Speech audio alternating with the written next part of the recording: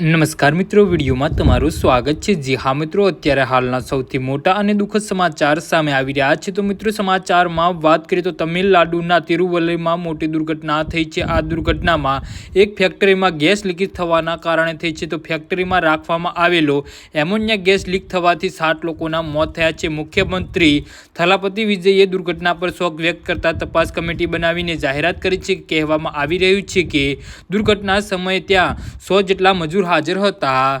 જી હા મિત્રો, અત્યારે હાલના સૌથી મોટા અને દુઃખદ સમાચાર સામે આવી રહ્યા છે, જેમાંથી 70 જેટલા લોકોની તબિયત ખરાબ થઈ હતી।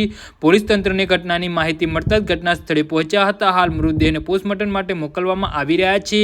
ડોક્ટરની ટીમ પણ અન્ય મજૂરોની સ્થિતિ પર નજર રાખી રહી છે અને એમોનિયા ગેસ લીક કાંડમાં મુખ્યમંત્રીની જાહેરાત તંત્ર પાસેથી મળતી શરૂઆત જાણકારી પ્રમાણે આ ફેક્ટરીમાં ઝીંગા પ્રોસેસરનું કામ થઈ રહ્યું હતું।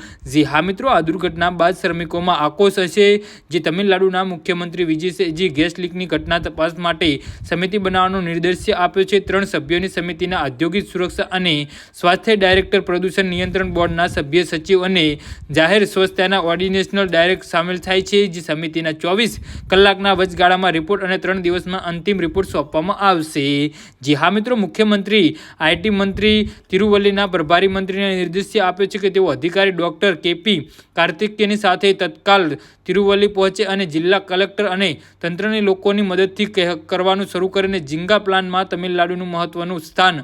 ઝીંગા ભારતના મુખ્ય સમુદ્રી ખાદ્ય નિકાસ પર ઉત્પાદન છે। જી હા મિત્રો, તો આના વિશે તમારું શું કહેવું છે તો નીચે અમારી કમેન્ટ બોક્સમાં જરૂરથી જણાવજો અને અમારી યુટ્યુબ ચેનલને સબસ્ક્રાઈબ કરવાની ભૂલતા નહીં। ધન્યવાદ।